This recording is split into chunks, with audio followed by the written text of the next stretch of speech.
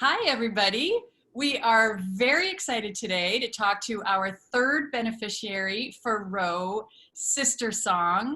Amy, thank you so much for joining us today and giving us some of your time. I know SisterSong is incredibly busy all the time, and especially now. So I'm really looking forward to talking with you for about 30 minutes and sharing with our family all about SisterSong. So why don't we start by you just sharing who you are, what your position is, and your pronouns, and what your position is at the organization. Great. Well, thanks for having us, Kristen. My name is Amy Thorne Thompson. I use she, her, hers, and ella pronouns. I am the former co-chair of the board of directors for SisterSong Women of Color Reproductive Justice Collective, and I'm currently a program consultant with SisterSong during these very, let's say, exciting times. That's an optimistic way to look at it. I'm trying. Well, how long have you been with SisterSong? Ooh, as long as I have been doing reproductive health rights justice work, SisterSong has been a part of my orbit.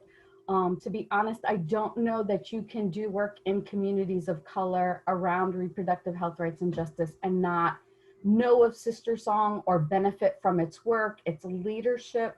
But I've been associated closely with SisterSong for about the last 6 years. Wow. Yeah. What lights you up, Amy, about working for that organization and working with them? I think especially in these moments where there is so much happening all the time and it feels like everyone is stretched a little thin, the thing that excites me most about working with SisterSong is the phenomenal people that I get to work with and alongside all the time.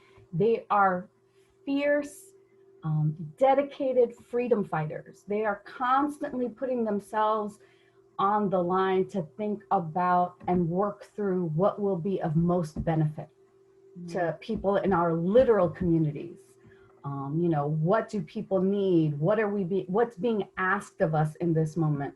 How much more can we give? What do we need to be thinking about? There's that thoughtfulness all the time, even as people are navigating, a pandemic, a social uprising, an economic downturn, and all that brings with it. Yeah, and SisterSong's been approaching this topic in that thoughtful, reflective way for such a long time. We were learning about them and learning they defined reproductive justice. We've been really, I think, fortunate in that we have always had wonderful people within SisterSong. And whether that's the staff, whether that's the board, whether those were our founders, some of whom were founders of the reproductive justice movement itself, who helped coin the term. SisterSong has always been a political home for really amazing activists and thought leaders. And that's been true for our 20 plus year history. And so for that, I'm really grateful to be a part of that. And this moment just demanded a lot of us. And so I think we were trying to figure out, like many others, how do we meet the demands of the moment and also take care of ourselves and take care of each other? And that's been a challenge, as you can imagine, for everyone. Yeah, we're all definitely navigating that. Do you have a story of impact, either like maybe there's one from before the pandemic or one during the pandemic that you feel really represents, your experience working at SisterSong? Sure. When things started to bubble around the pandemic, I was in the Mother House, which is our headquarters in Atlanta, and our executive director, Monica Simpson, was on sabbatical, and we were all really excited for her and excited about what that meant. And I was in the office with our deputy director, Leah Jones. And Leah has been really thinking about and working around birth justice for a while. Mm-hmm. And little by little, as it became clear, literally in that week, that something big was happening, and all of a sudden we were like, okay, we actually have to make plans to leave the office. I mean, it felt like it happened in the blink of an eye. Yeah. what came out of that, sort of that transition to working remotely, figuring out how to reconfigure our work because we couldn't be in community with people, Leah was able to lift up that idea around birth justice and say, in this moment, there are pregnant people and people who are birthing who need things that they cannot get. Yeah. And while some folks took the opportunity to try and, I would say, limit access to abortion, right? So we saw some of the states say, oh, this is an elective procedure, therefore you don't need to have access to this during the pandemic. We also saw lots of places making it harder in some ways for birthing people to give birth safely. And considering what the maternal health disparities are in communities of color, especially in Black communities and Indigenous communities, there was a need there that had been there for a long time, but became super clear Mm. in the midst of that pandemic. Mm. And Leah's leadership, along with the other members of our team, made it clear that what we were going to do was we were going to raise money to give people what they needed to birth safely during this pandemic. So there we were, launching a whole new thing in the middle of a pandemic. And we were clear, as hospitals were saying people could not bring their support folks in for birth, and as folks were figuring out, well, where can I give birth safely because I'm now afraid of the hospital, we were raising money to make sure people could get doulas, make sure people could have midwives, make sure people had information and connection to a community that they felt safe and respected in. But even things like making sure people had diapers when they got home, because there were still shortages of everything. Wow. One day I remember talking to Leah and she said, we just bought a car seat for a family. And that meant they could go home from the hospital that day. Wow. That meant a family could go home and begin their process of becoming a family. Wow. And we don't think about those things a lot of times in advocacy because it's direct service and provision. But I also think it's because maybe we haven't been listening as closely as we could. And in that moment, I felt like, wow, SisterSong really listened to what people needed. And people needed support and services around pregnancy and birthing and immediately postpartum. Mm. And so while others were focusing on other aspects of reproductive health rights and justice, where we saw a gap and where we felt we could meet a need was around birth justice. Wow. And since then, we've raised, I think, more than $60,000 to support families in Georgia. And we focused on Georgia first for a variety of reasons. And our Birth Justice Care Fund is expanding to North Carolina, where we have a base. We're looking now to figure also out how to expand it to Kentucky, where we've been doing work on the ground. But really thinking about sometimes the biggest challenges also offer up opportunities for us to listen and to learn and to meet people where they truly are. And in this moment, it was about things like connecting them to birth workers and providing, stipends so they could have a midwife, or it might be getting a family a car seat so they can go home. Wow. And when this is extraordinary. And when you, I love what you said about, if we all listened more, and how what was highlighted in this time of pandemic is a need that exists all the time, Right. and yet it isn't something, because of the world that we live in and its lack of focus on reproductive justice and reproductive politics. This isn't something that birth justice isn't something that people think about. Not at all. And I think often, as someone who hasn't been pregnant or had a baby, this is not sort of the first thing top of mind for me, even. Right. And so this was an opportunity, even for me as an activist, to listen to other colleagues, right? To listen to Leah and to listen to the others to say, people need this kind of support, these kinds of services, this kind of information, this kind of community, and we can provide that for them. Wow.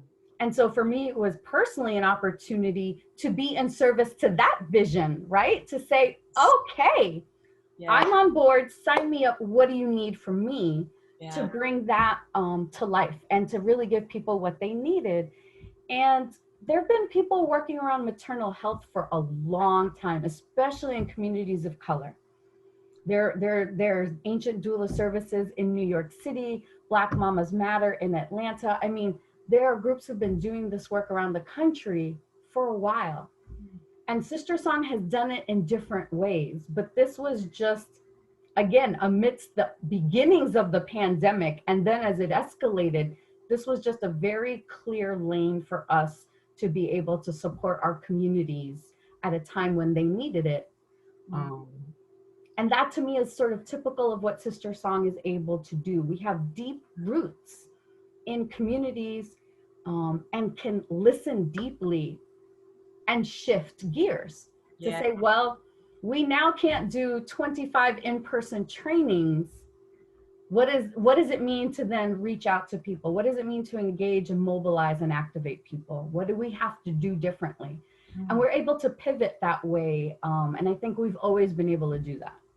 And a big part of that is because of the depth of the relationships that have been built, you know. To live in a world where this was the case across the board, right? If what where there were deep relationships and active deep listening and the ability to pivot to meet the needs, I think we all aim for that. But that's a wonderful example of how SisterSong achieved that in a real time of increased need of a need that's always there.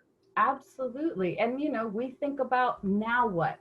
How does this grow? Because the need isn't going to diminish. Even if we found a vaccine tomorrow and brought it to market, we know that there is a need in communities of color, and particularly Black and Indigenous communities, to provide support around health and well-being and safety in terms of pregnancy and birthing.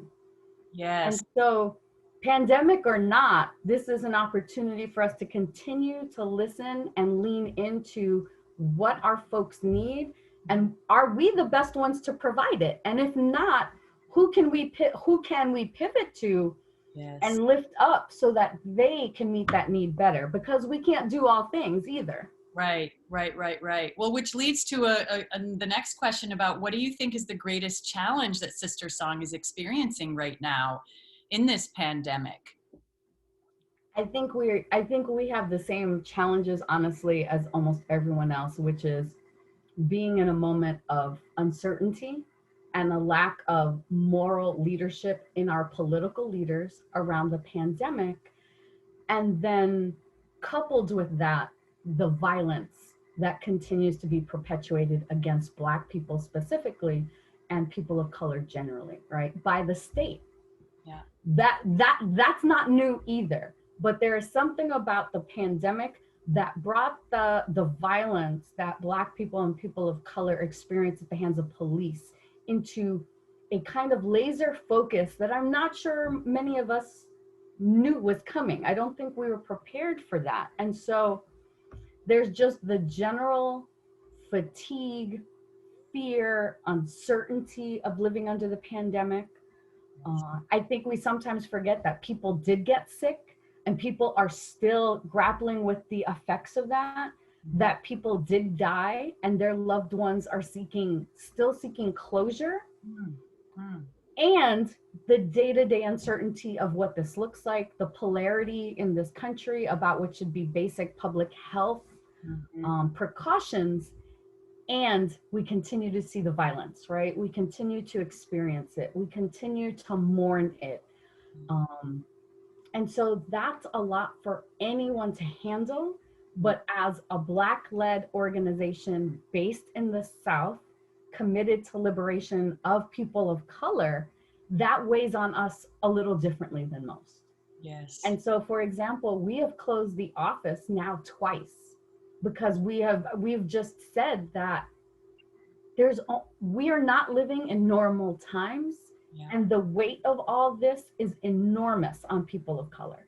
Mm. And as social justice activists that we are, we have to also prioritize our caring of each other. Mm. And so we have closed the office and said, prioritize self-care, move everything off the calendar. There's nothing so important that you can't move it.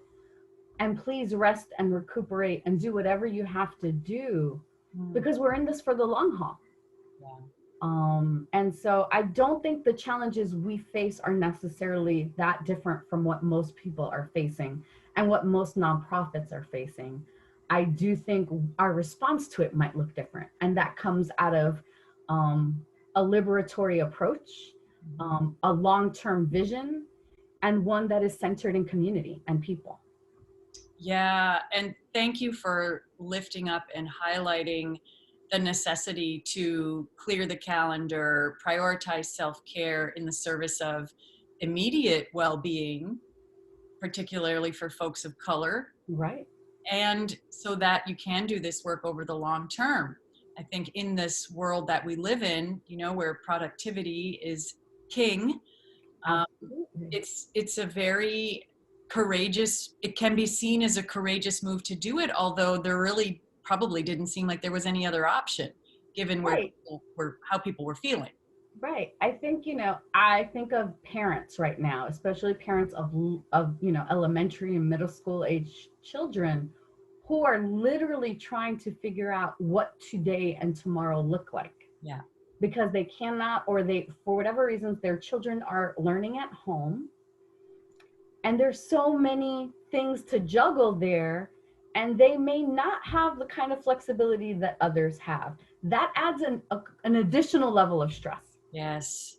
You Yeah. know, and I come from a family of many educators. They're all in different school systems, they're all grappling with different challenges, Mm. and to act as if that doesn't affect our well-being Yeah. seems not just disingenuous but harmful. Yes. To act as if suddenly everyone is just working remotely because we chose to, Yeah. as opposed to the world turned upside down, feels like a disservice to our people and to the work. Yeah. And so it can take some extra effort to remember, you know what? Not everyone has to have their camera on for today's Zoom call. Right. Right. Yes. It's definitely been a wake-up call in different ways also at WAM in terms of balancing productivity and moving forward with the season with the very real circumstances that the staff is dealing with as a small staff, taking care of elderly parents or having young children or being single parents, or it's, we no longer can sort of have work and life we are moving to this place where the scope of work needs to be integrated into the lives of the people that are there. We focus on people, not institutions. Anyway, that could be a whole other rant, right? Absolutely. Absolutely. I'm curious, before we sort of shift to hearing about, how being a beneficiary for Roe will be of service to how we can be of service to the work that you're doing. I'm curious if you can say more about why SisterSong is based in the South. I think that would be of interest to the Wamily listening. We're based in the Northeast. Right. So I think there might be some interesting information you can share about, what's going on there that necessitates focusing in Georgia and Kentucky. And I think that's a great question. And in some ways, it's where the work has come out of, right? It's where a lot of the work, and what I mean by that is a lot of the resistance yeah. to reproductive oppression has come from the South. I think many of us who are not from the South, who don't have roots in the South, um, may have stereotypical views of what the South is and isn't. Mm. And what often does not get lifted up is the way the South has resisted injustice in general and reproductive oppression specifically. And so as an organization that I think of still as an anchor in the reproductive justice movement, that is unapologetically led by Black women, that centers people of color, first and foremost, again, unapologetically. it feels important to also reclaim that history of resistance that the South has always had. That has often been shunned or set aside or misrepresented by those of us who are not from the South. Right. But you know, Sister Song was founded in the South. Our headquarters are in Atlanta, Georgia. We share the mother house with Sister Love, which is another reproductive justice organization, again based in the South. We are serving those who are most impacted. Yes. And to say that the South has been neglected by philanthropy, that the South has been neglected by our government, our federal government, is an understatement. And in some ways, it's important to be based where the needs are clear, but also the solutions are too. Yes. Right? Because reproductive justice isn't a deficit-based model. It is really about highlighting the yes, these are the challenges and these are the solutions. And the solutions come out of community. And so we, you know, a lot of our work is based in the South. We have reach across the country. We've even had reach internationally. But we're very clear sort of where our roots are and where we come from. Oh, thank you for that, Amy. Well, I know that the Wamily listening is, I'm sure they're listening and they're really inspired and wanting to learn more and wanting to support what you're doing. So speaking of philanthropy and speaking of ways that people can get involved in your work, what are ways that our audiences for Roe can support what it is that SisterSong is doing? I think this is, for us, we are excited to partner with WHAM because it's important for us to continue to expand our community. Yeah. You know, it can be really easy to become insular and talk to like the same 5 people. Yeah. And have, you know, social media conversations with the same 10 people and you've all shared the same meme.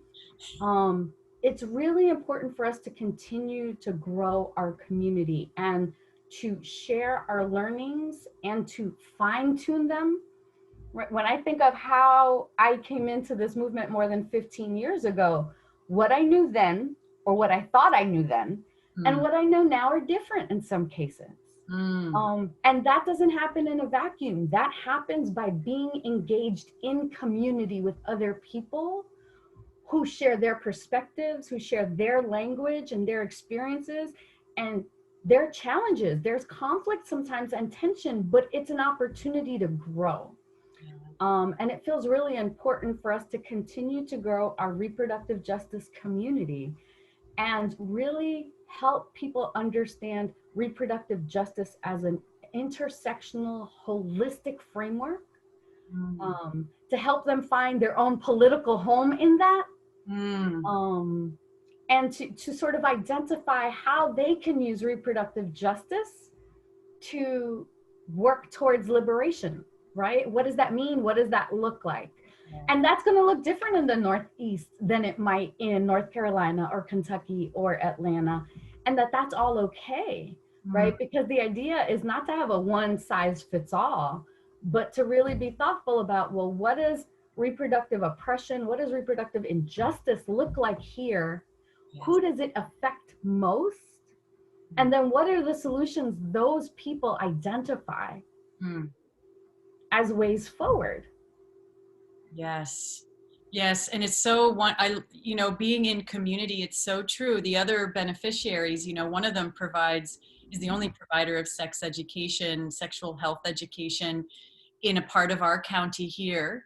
And the other one is, you know, the Abortion Rights Fund of Western Massachusetts. And they're starting to get phone calls from women from the states that, you know, SisterSong works in. Yep. So it is so interconnected, you know, and we are definitely all in this together.